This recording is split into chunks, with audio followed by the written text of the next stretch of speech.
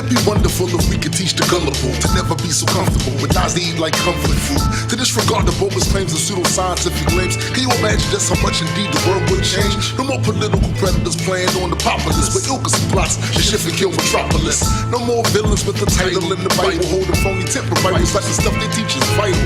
Imagine it was normal to have to prove a claim you make. And folks really feel ashamed expressing content that was fake. It's not to say we never make mistakes, it's just to say we go out of our way to show the evidence it takes. Remain skeptical while you travel the road, the reason stay strapped with logic and fast. That's what it is, yo. Keep reality intact to help the truth grow. Question every claim, especially the ones you believe in. Remain skeptical while you travel the road, the reason. Hi, welcome to Road to Reason, a skeptic's guide to the 21st century. I'm David Tamayo, president of Hispanic American Free Thinkers, and we have a new co-host today. Very excited about this. Why don't you introduce yourself and tell us a little bit about yourself? Yes, thank you, and thank you for having me on the show today. My name is Sarah Levin, and I am the outreach coordinator at the Secular Coalition for America. Excellent. And today we're going to have a great conversation about a topic that a lot of people don't like to talk about, and those are options for when your death is imminent, and all the different issues that this brings up. So we're going to talk about some news. We have a special guest today from Oregon, and Dr. Peggy Sandeen, and I assure you we're going to have a fantastic show today that is going to leave you thinking a lot. So should we get started with maybe some news announcements? Yeah, sure. So the most recent that you may have heard of relevant on this topic is the case of Brittany Maynard. She is 29 years old and she has a terminal brain cancer.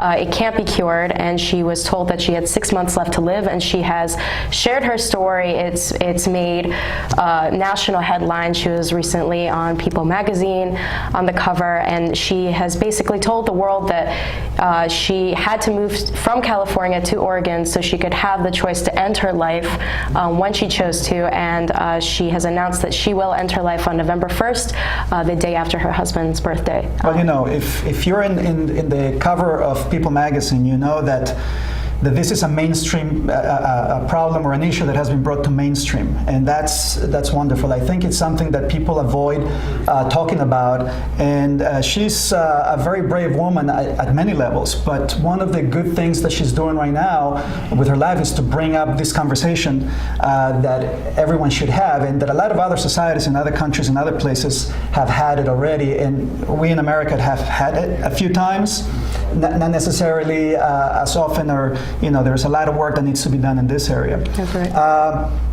Before we go on to other stuff, I want to make sure that people know that we have a Facebook page, Road to Reason Facebook page, so please go there. And also we are being retransmitted in Atheist TV, Roku.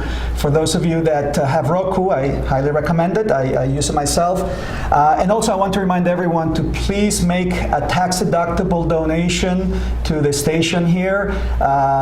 We need to get people to conferences and to go cover a lot of the things, so the content becomes even better than what we have. So, we're going to be talking about the topic, this first piece of news that you had.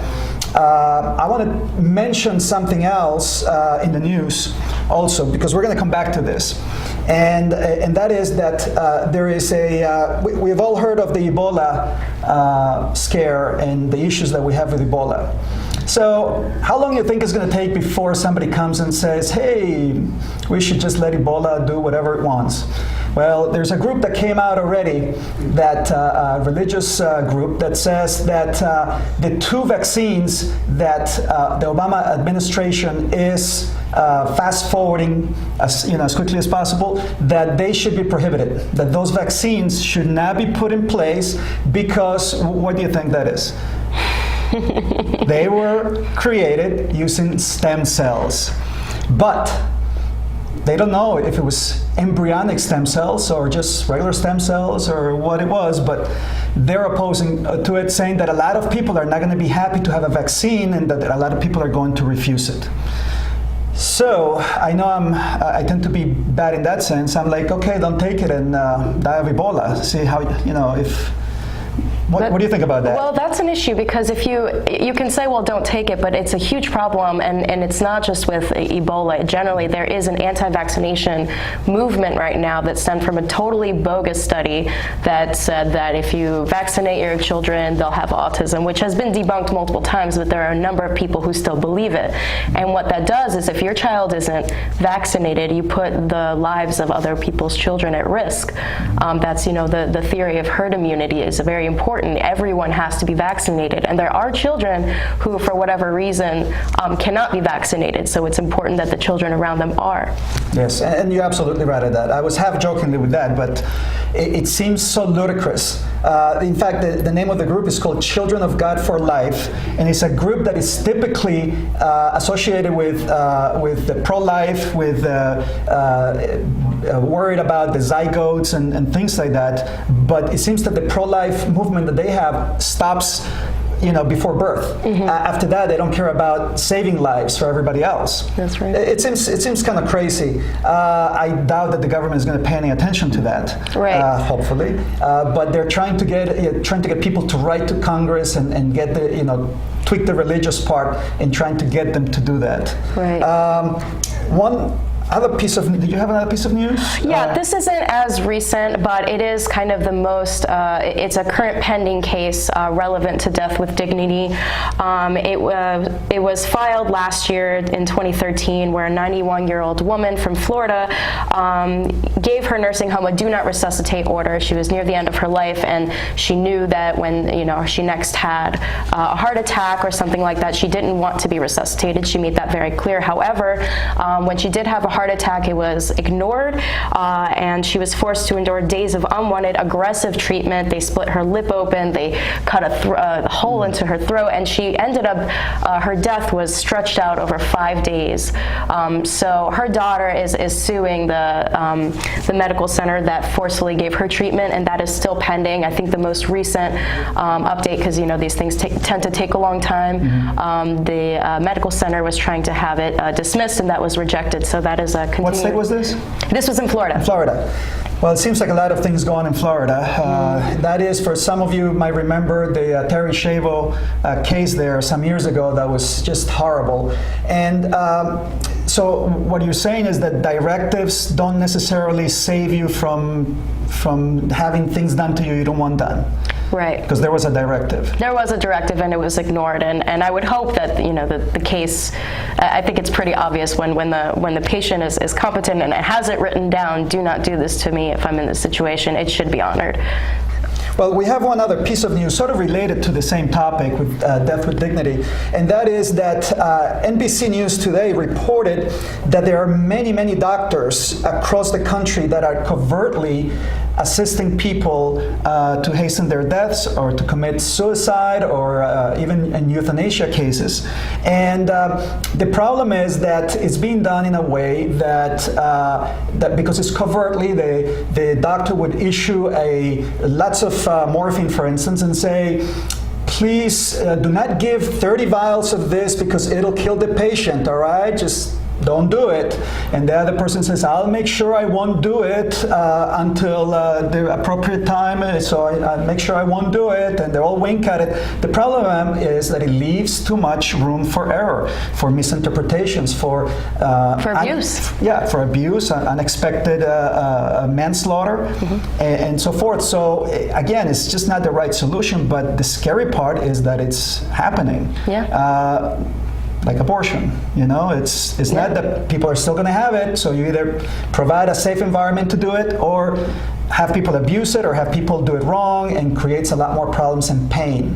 What we're talking about in all of this is to make sure that there is pain, avoidance of pain. Now, we're going to have an announcement in a few seconds, and after the announcement, then we're going to talk to Dr. Sandeen and about her organization, Dying with Dignity, and we have so many questions, and I encourage all of you to call us whenever you get a chance today and ask your own questions if you wish. So I guess we'll go into a break.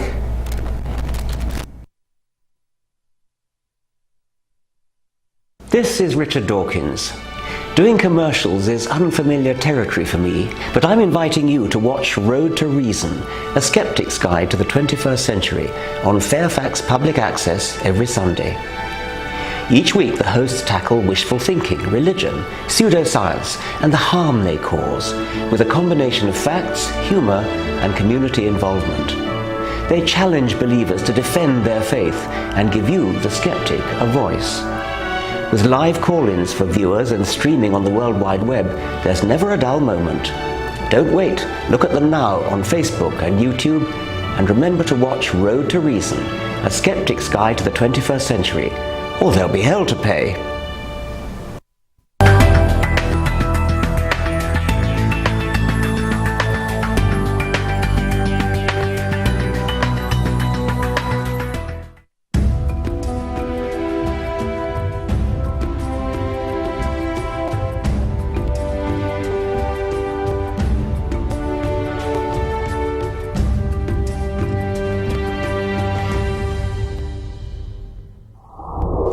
Last September, Pope Francis made a day trip to Albania, his first to a European country, to pay tribute to followers of all religions who suffered some of the worst persecution in the 20th century, and to hold up the impoverished nation as a model of interreligious harmony.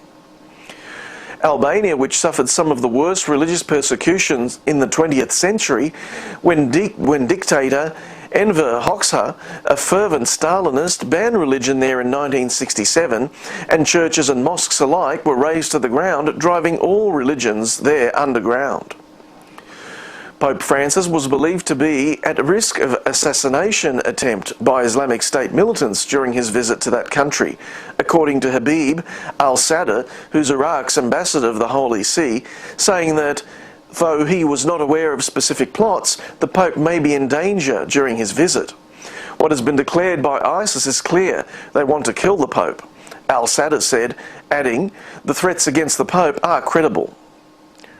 Pope Francis has spoken out against the Islamic State's human rights violations, saying in a press conference in August that, "In these cases where there is an unjust aggression, I can only say that it is licit to stop the unjust aggressor." The statement came in response to a question on whether he supported US airstrikes in Iraq, after which Pope Francis clarified, "I underscore the verb stop. I don't say to bomb or make war." Albanian law officials had reportedly raised concerns for the Pope's safety to Interpol, citing the return of Islamic militants who trained in Iraq and Syria had returned to the country. In a statement released mid-September, Saudi Arabia's top clerical council, the only body in that country authorised to issue fatwas or Islamic legal opinions, declared that terrorism is a heinous crime under Sharia and perpetrators should be made an example of. The statement, which was broadcasted on state media, has been the most comprehensive attack the kingdom's conservative clergy have made so far on Islamist radicalism and the Islamic State group.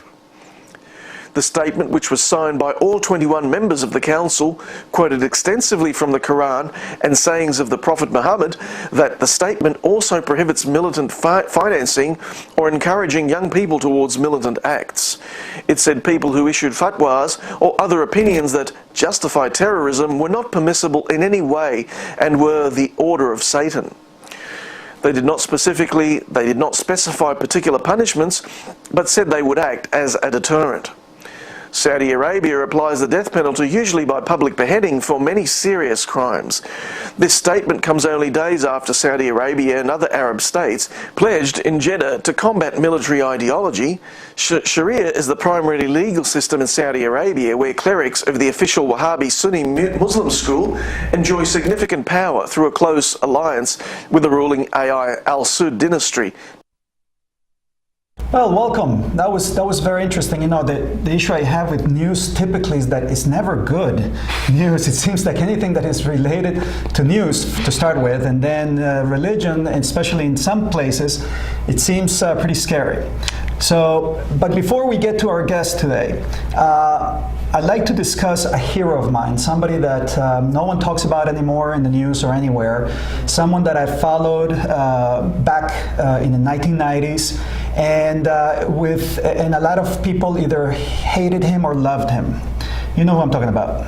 So, Dr. Jack Kevorkian, that's right. Dr. Jack Kevorkian. And although Dr. Kevorkian is not, it's very different than the topic we're going to be covering later on with our guest, Dr. Kevorkian is someone that also brought up the conversation to everyone in the country, and everyone had an opinion and got everybody talking. Mm-hmm. So what could you tell us about Dr. Kevorkian?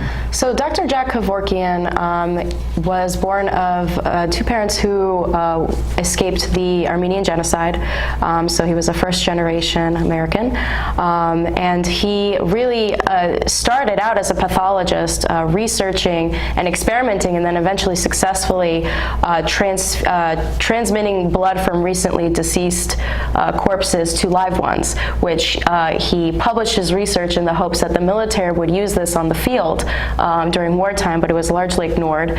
He also did a lot of research on dying patients on their eyes, so that he could pinpoint exactly when a patient was dead.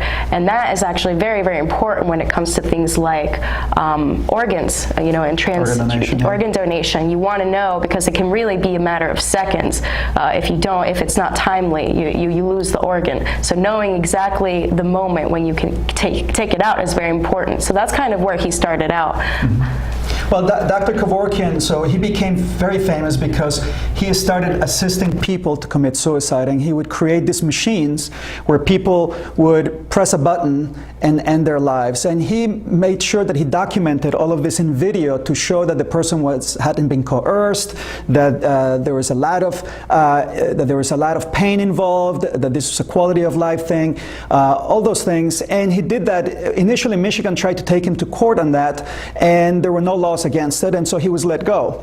And he did it many, many times. The problem was that at the end, there was one patient, if I remember correctly, that didn't have the strength to actually push the button. I think he was paralyzed. Yeah, and so Dr. Kevorkian pressed the button for that person, and then it was aired on 60 Minutes, and it became a big outrage.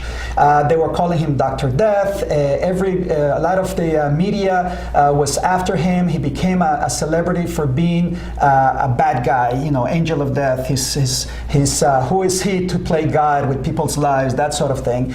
And the moment he pressed the button, they said, we got him. It's murder, because he was the one that killed the person. The person didn't kill themselves.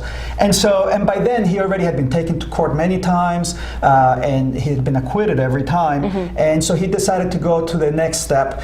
Now, unfortunately, that got him about 20, I think it was something like 10 to 20 years of jail. He served 8 of it before he served 8, and he came out, and when he came out, he seemed older and like a beat man, and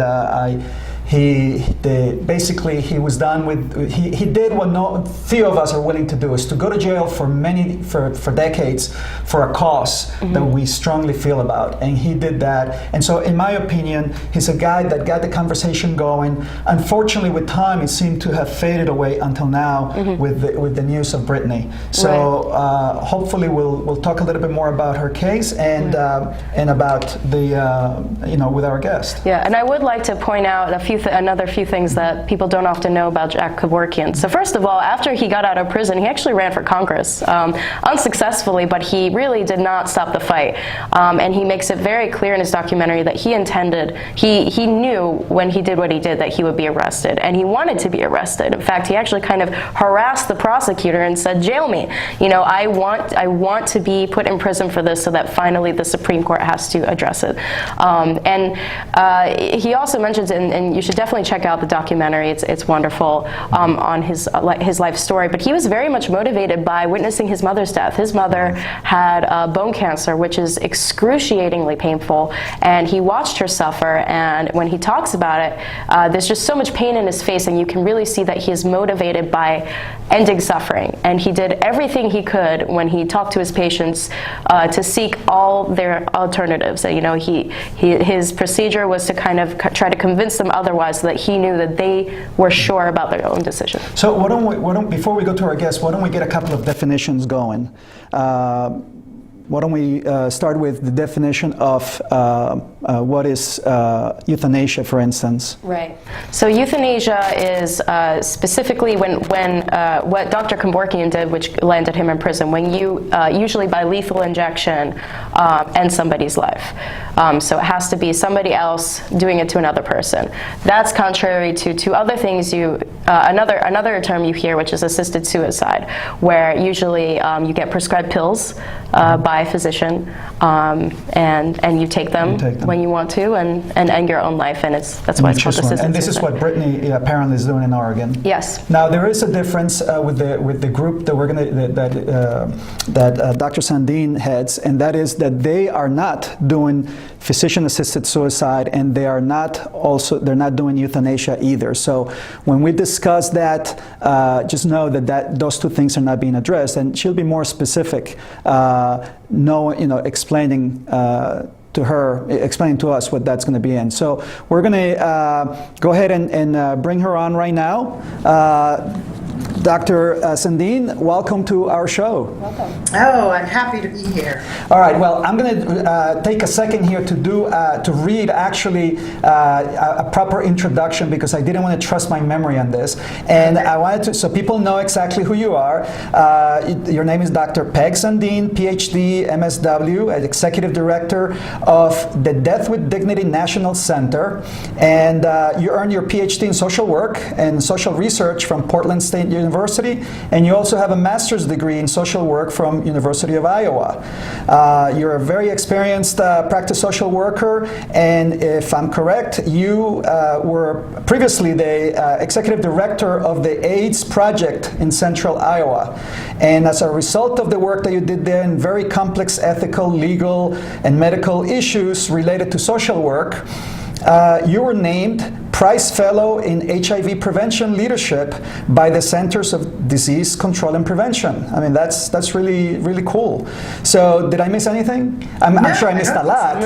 I'm sure I missed a lot, but it sounds to me that you came to Death with Dignity National Center already with some experience under your belt with a disease that at one point was considered a gay disease, a disease that was not the mainstream and therefore shouldn't be addressed. It took a lot of deaths in AIDS before that was addressed. So it seems to me that you already have some thick skin in that area. Yes, absolutely.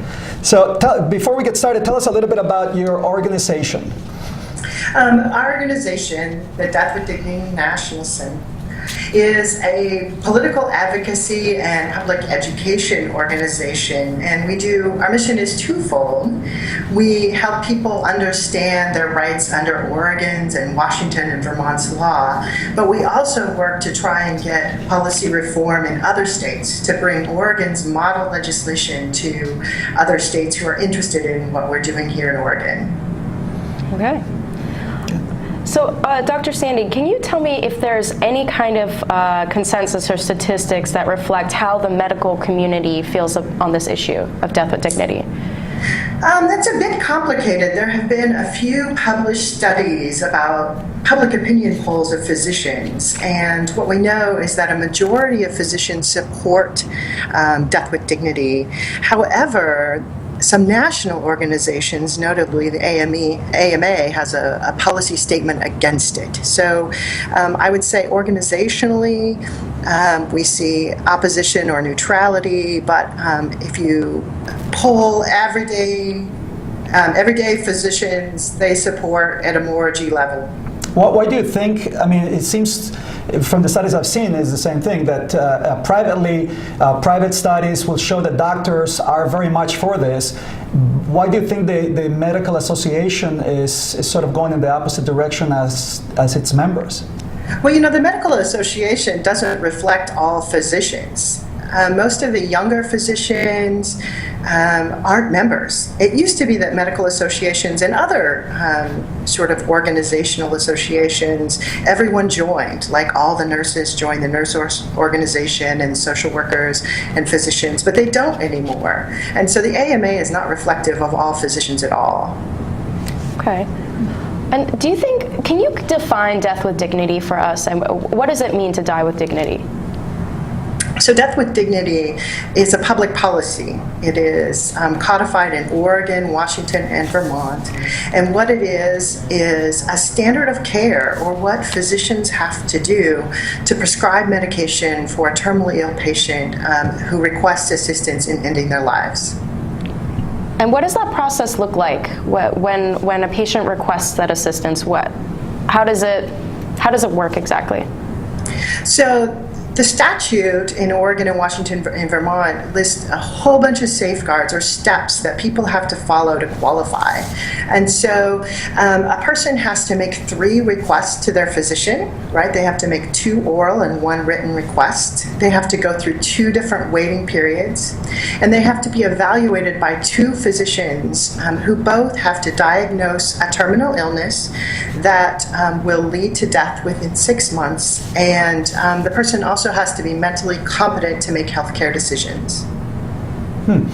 Okay, and so there have been some people that oppose this on the grounds that it suggests that if you don't select this type of death, that are you dying without dignity? I mean, it seems that a lot of people are picking on the dignity part. Exactly what is meant by dignity, or in your opinion, what is dignity? I think dignity means that a person has the ability to control how they die. They have the ability to set the circumstances, and they have the ability to determine when it happens. I'd like to follow that up with a question about, I think on your website it says only about 2/3 of Oregon citizens who request the medication actually use it. Can you comment on that? Absolutely. The hallmark of death with dignity, one of the hallmarks, is peace of mind. And what we know is about 1/3 of people who get the medication qualify through all those steps I went through before. 1/3 of people don't take the medication. They die from the underlying condition that they're suffering from. And when you talk to them about why that is, the medication just provides them peace of mind. And that's really important and really fundamental to the Oregon Death with Dignity Act. So now in Oregon, you've had this for a while there, right? Yes, 17 years. 17 years. And was Oregon the first state? Oregon was the first state. The law was actually passed 20 years ago this November, but there was an injunction against implementation for 3 years, so we were tied up in the court system for 3 years. Okay. So I read somewhere that in Massachusetts in 2012, a month and a half or so before elections, polls showed that more than 60% of the people in general were for having this in the law, and that your group had spent maybe around $1 million in advertising and information stuff. But then all of a sudden, the last month, some groups, Knights of Columbus, the Catholic Church, and some came and did sort of an anti-campaign that was 5 times the budget that you spent on this. And at the end of the day, you lost 51 to 49%. Right. Looking back, what are some of the things that you think you could have done? I'm sure you've asked this question 1,000 times, that you could have done right. And is today the time better than it was 2 years ago for this kind of thing? Are you planning to go back to Massachusetts, or where do we stand on that? You know, Massachusetts, it's in a controversial issue like death with dignity, it's hard to imagine that you would win the very first time you go into a state when the state hasn't had any exposure to the concept of death with dignity. So we're really proud of what we accomplished in Massachusetts in 2012. And I just want to highlight something that you said. The Catholic Church poured $5 million into the anti-campaign at the very last minute in Massachusetts in 2012. And the thing is they didn't go on TV and say we're Catholic and we oppose this because of our Catholic doctrine. Rather, what they did is they said that this is bad law, it's not a dignified death, and I feel like that was really disingenuous. If they had said we're Catholic and we don't support this, this is one thing, but they sent a very different message to the public. Sounds like they were spreading misinformation about what you were trying to do. It feels like they were spreading misinformation about what the law would have done. Right. And I'm curious about now that the Brittany Maynard case is so public, and she's from California, had to move to Oregon. What is your organization doing in California? I mean, I think I read that about 2/3 or maybe more of Californians would support this. Is there any movement in California? Yes. So in terms of public opinion polling, you just mentioned 2/3. That's the public opinion number across the nation. So it's not just California or Oregon or Washington. If you polled everyday Americans, 2/3 of them support death with dignity. But certainly we are seeing activity to expand death with dignity all across the nation, but specifically on the coast. So California, Oregon, and Washington have the law. We saw activity in Connecticut, New Hampshire, New Jersey, Maine. Certainly we're going to go back to Massachusetts. So I think in the next 10 years, we're going to see states up and down both coasts enacting death with dignity laws. Today's news, you might have heard reported that in a lot of states, 45 states to be specific, where these laws are not available, that there are people taking things in their own hands. What have you heard about this, and is this something that people should be aware of so they know that it's best to have a policy about it, because people are going to do it regardless? Right. I think that people want choice in all stages of their lives. And so when death with dignity is not available, people have a couple of different choices. One is to stop eating and drinking, and so that's one choice. And another choice is to hoard medication or to keep medication and acquire an overdose of medication and take it by themselves. I'm curious how many people end up moving to places like Oregon and Washington and Vermont to seek this care, and if you can comment on the consequences for people when this option is not there. There's a lot of talk about, this and that will happen if this is legalized, but I feel like we don't give enough attention to what's happening for people who don't have this option. Right. I mean, if you think about those times in your lives when you've moved, when you've taken a big move, you packed up all your stuff, you found a new apartment or house, and you moved across state lines or to a new city, that is an incredibly difficult thing to do. But imagine if you were doing that when you were terminally ill or when you're dying. It is almost unconscionable that we would suggest that someone has to move at that state in their life so that they could have control. So because it is so different or so difficult to do, very few people do it. Very few people move to Oregon or Washington or Vermont to use the law, but we know that it has happened and we know that it does happen. Why do you think these laws are so difficult to pass in today's day and age? I mean, the 21st century, when we're supposed to be more we have a greater understanding of science, of dying. We have a greater understanding of medicine and in our brains. Why do you believe? Why is it so tough to get these things on the ballots and to get them passed? I really do think that it's the institutional money from the Catholic Church that provides so much funding to the opposition. If the Catholic Church did not give so much money to the opposition to try to prevent these bills, I think that we would have 25 on the books already. Do you have support of which religious groups support what you're doing, and which, other than the Catholic Church, are opposed? I would say that the traditional progressive churches, the Unitarians support. So some churches like that have statements in support. Most are neutral or, like the Catholic Church, in opposition. Okay. So it sounds to me that your problems will be solved if you just get a lot of money, right? Well, yeah, like any controversial political issue, our problems will be solved, yes. So why should we have that right? Why should we have the right to determine when we die? It seems to suggest, and I know I'm priming the pump, that you seem to think that we own our bodies. Right. What are the bases? What are the bases for this, ethical laws? I believe it's the right thing and the compassionate thing for a society to do, to say that we as human beings should not have to tolerate suffering at the end of life, especially suffering that has been caused by medical technology. It's so interesting to hear the opposition talk about a natural death, or when is the natural time to die, when medicine is actually extended life in nearly every case. And so I believe in this age of advanced medical technology, we have the right to control the timing and manner of our deaths.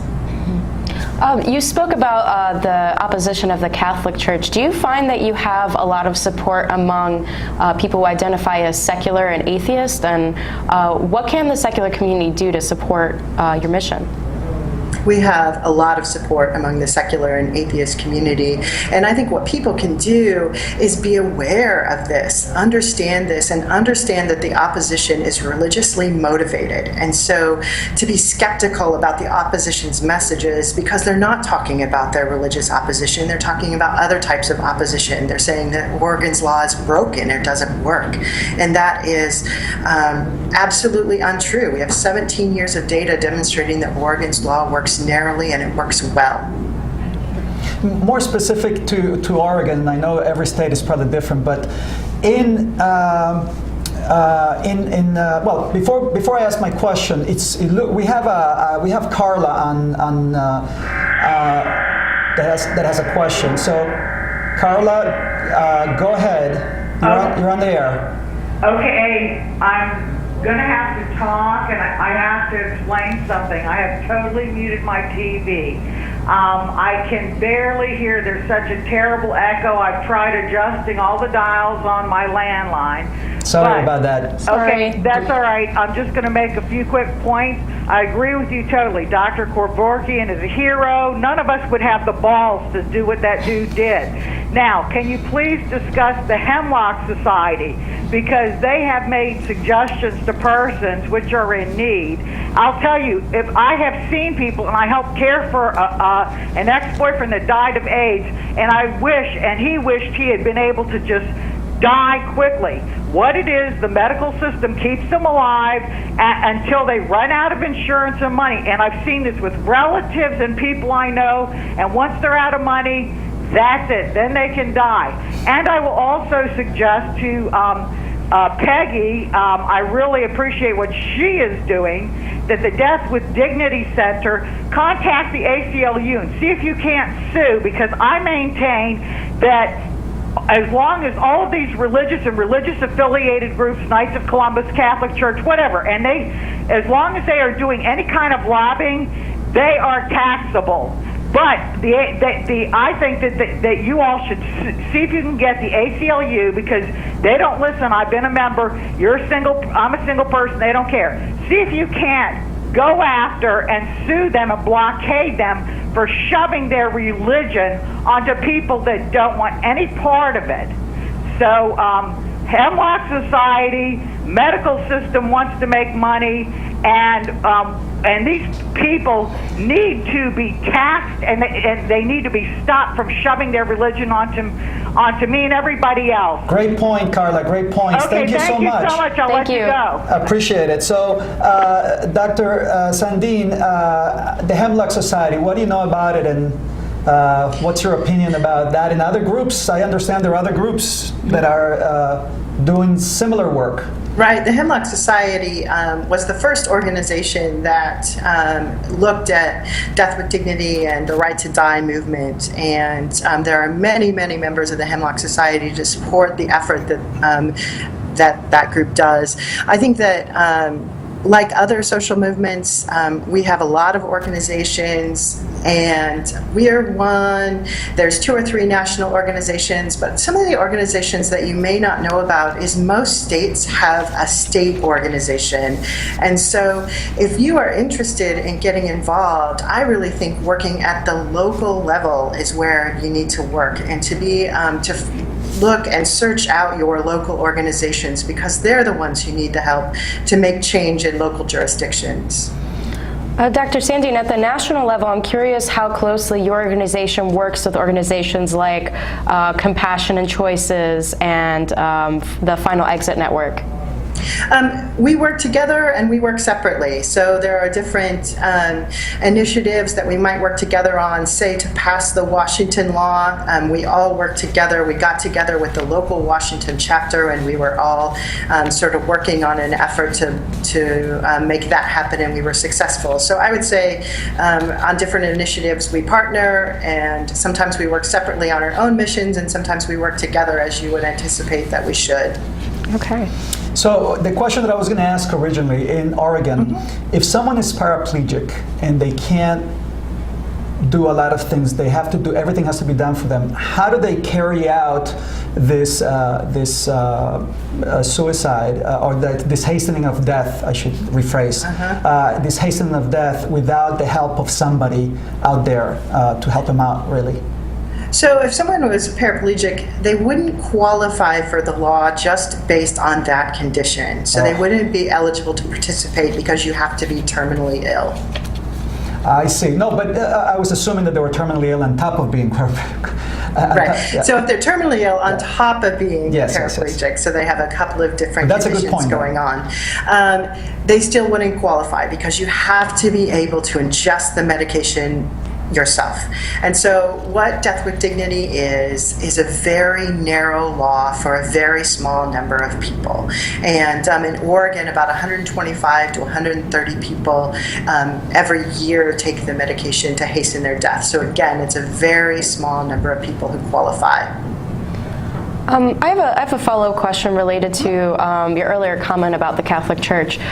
So as we well know, the Catholic Church is also very active in limiting access to abortion and contraception. They're very anti-reproductive health, and I just wonder if you make a connection between their vehement opposition to death with dignity, and on those issues. It seems to me that it's a broader issue of bodily autonomy, and I wonder if you could comment on that.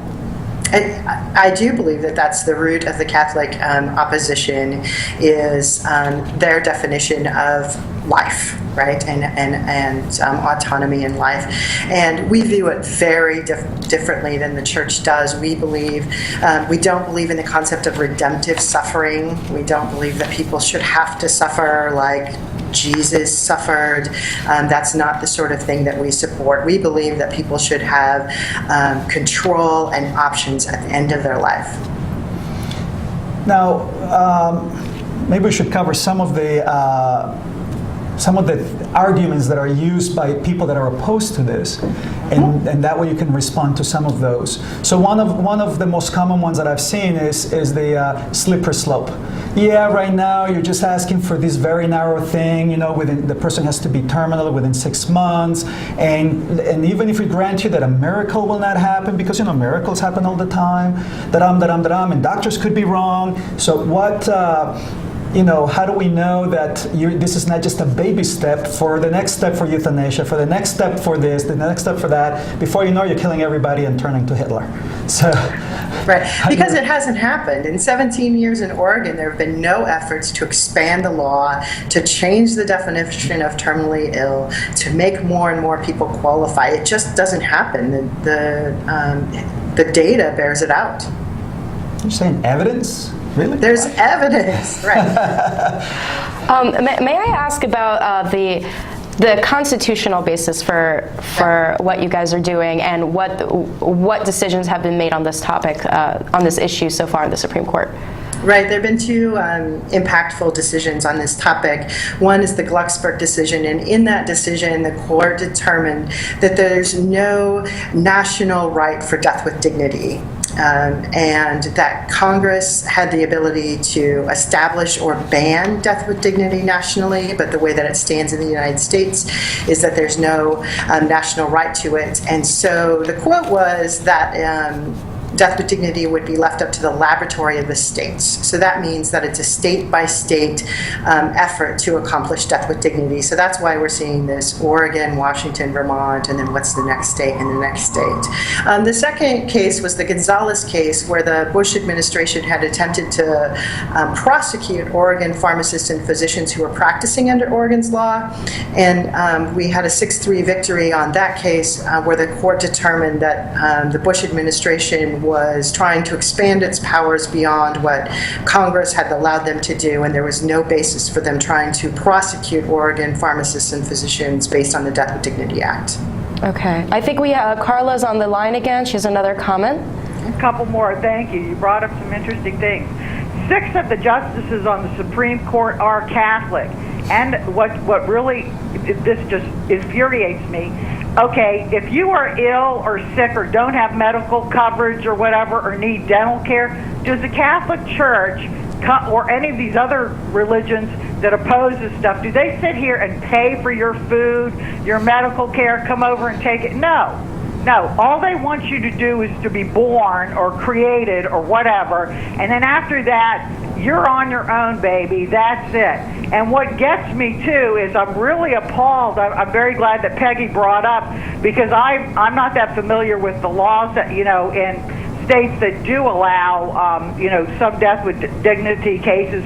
Christopher Reeves, the actor, he totally wished, I saw his interview many years ago, that he had died and not been resuscitated to sit there and suffer for all those years.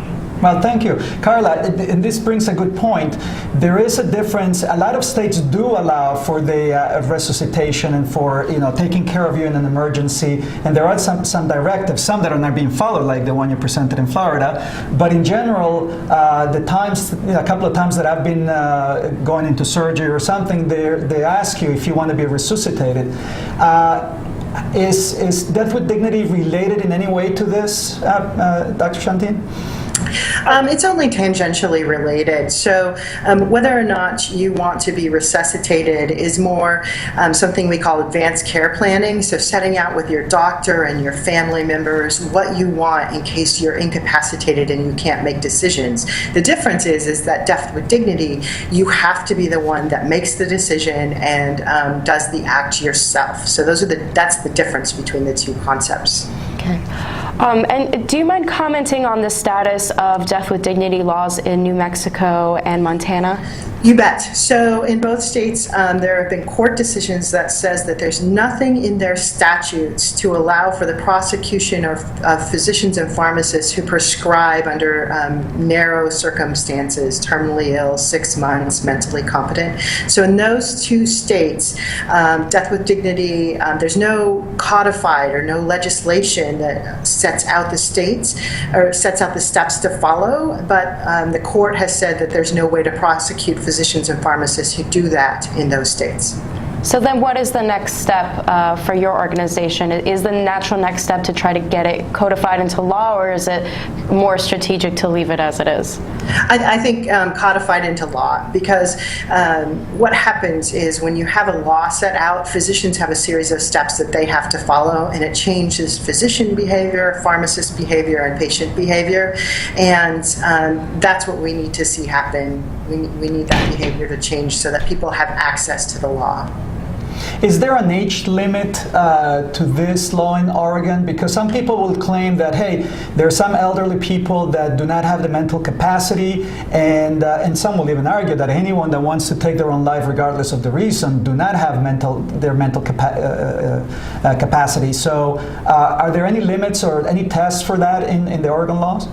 So you have to be 18 or older, so that's the sort of age parameter. I think you're talking about a different type of age parameter, but you have to be mentally competent to make healthcare decisions, and two doctors both have to determine that you have mental capacity to make healthcare decisions, and that's what you'd have to do to qualify. Okay. One more question. And we'll go from there. So a lot of people will say that this is the right to die is really for a certain socioeconomic dimension, that it has that some doctors are going to push you that way to free up that hospital bed, or that they're going to push you to take that decision in one side or the other to stop costing the family more money or that kind of stuff. Do the statistics show that? Is this a risk, or how is that mitigated? The statistics do not bear that out at all. We have statistics that show that the reason why people want to use this law is not about money, it's not about coercion, but it's about wanting to control their end of life and wanting to live with dignity, their final days in dignity. So statistics show that. Also, all three laws that are on the books would ban any type of coercion and would allow for felony prosecution for anyone who was coercing their family member into using the law, and that has never happened. So there have been no evidence of coercion at all under Oregon, Washington, or Vermont laws. Interesting. Okay, so and so across the states, that seems to be the same thing. The 4 states, the 5 states that take care of this, right? Right, absolutely. There's no evidence of coercion in any of the states through any time that we've had a law. So. There are other things that are put in place as not as a con, against this, is that this reduces the value of life. And I'm trying to look for the exact words that I had, but basically that this is not death with dignity, that what this is doing is reducing our value as humans, and that we're just treating people as animals. I mean, we all know that we put when an animal is sick, we have no qualms in not allowing that animal to suffer unduly, but it seems that doesn't apply to people. We cannot be humane to humans. We can only be humane to animals. So what are your thoughts about that? Death with dignity is life-affirming, because what it allows people to do is to bring their family members together, to say their goodbyes, to come to an understanding of what their purpose was in life, and to take control of the timing and manner of their death. And in that, in taking control, it is very life-affirming. Another common opposition to death with dignity that we'd like you to debunk. Some are saying that death with dignity violates the Hippocratic Oath. What do you say about that? I think abandoning a patient who requests assisted dying is a violation of the Hippocratic Oath also. And so I think that the Hippocratic Oath was written many, many, many years ago. There are many aspects of it that don't apply today, and that a new way to look at medicine would suggest that staying with a patient all the way through, from treatment to palliative care to end of life, is what the compassionate thing that a physician would do.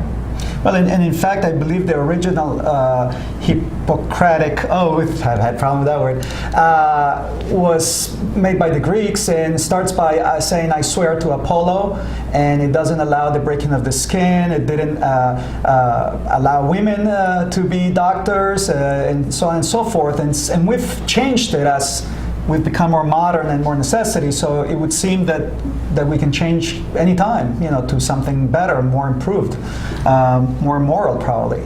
Right, and I understand that most physicians don't take the Hippocratic Oath anymore. That it's that there are new sort of ways to be ethical in medicine that aren't related to the Hippocratic Oath. Okay, one last question before we let you go, because we're running out of time. That is, how much do you think fear and the fear of death and the mysteries of death and all of that plays into this? And is this something that the opposition is taking advantage of? Yeah, I do think it is. Sociologists say we have a death taboo in our country, where we don't talk about death, we don't talk to our family members, it's not part of our conversation, we have a youth culture. And so I think that how that plays in is the average everyday American, while they might support death with dignity, it's not a tremendously important issue to them because they don't like to think about death. And I think that if more people thought that this was an incredibly important issue, we would have more laws in more states. I want to follow up that question. You said that we have a youth culture, and I wonder how much you think Brittany Maynard's case is going to change that, because I think a lot of people just put off the idea of their end-of-life plans because, oh, you know, that's when I'll be really old, but Brittany Maynard is 29 years old. Do you think she'll change how people think about it? Absolutely. I think that showing a younger demographic how important this issue is and how relevant to their lives this is very positive for the Death with Dignity movement. But more importantly, perhaps it's positive for people and for family members who want to have conversations about how they want to die just around their dinner tables. And I think that that's important too. Right. Okay, we have about a minute left. So what would you tell people in general about this? Someone that has just seen the news and might feel, because there's a lot of emotion in this, might feel that it is wrong, this is against everything that I've learned in my entire life. What are 2 or 3 things that you would tell them in an elevator to appease them that this is not the case and that you should be for this? The state of Oregon has set out a safe set of steps for you to follow to hasten your death should you be in the horrible position of having a terminal illness. And I believe that you should have the right to have that choice. And I believe that everyone in America should have the right to have that choice. Well, thank you so much. And before you go, actually, can you just tell our viewers if they wanted to find out more information about the Death with Dignity movement and how they can support you and get involved? You bet. Go to www.deathwithdignity.org and you can find out more and find out all about us. Thank you so much. Excellent. Wonderful having you here. And thank you so much for all the work that you do. Hopefully we'll have these laws be common thing in a few years, and then you'll be out of a job. Yes. But I'm sure there are other things you can get into, right? So, thank you so much for all you're doing. Thank you. All right.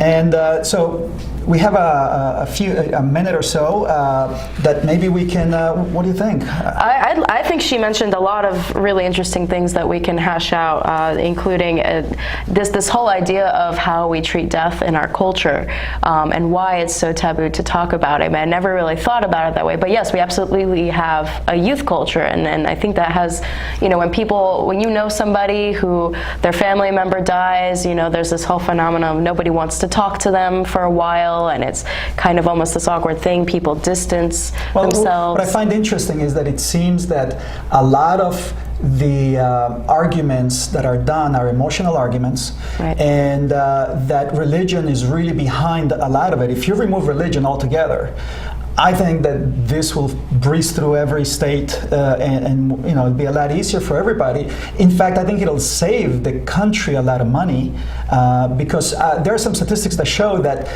most people will spend 60% of or 70% of their wealth, their life wealth, in the last 6 months of their lives. So anyway, we are almost running out of time. Any thoughts on this? Are you going to be looking more into death? Yeah, I mean, the Secular Coalition for America has a state chapter program, and I think that this is a great opportunity for people who are secular, who are on the local level, who support this issue to get involved. Excellent. Well, thank you so much. I want to thank everyone for tuning in today, and hopefully we'll see you here next week. Thank you. Thank you.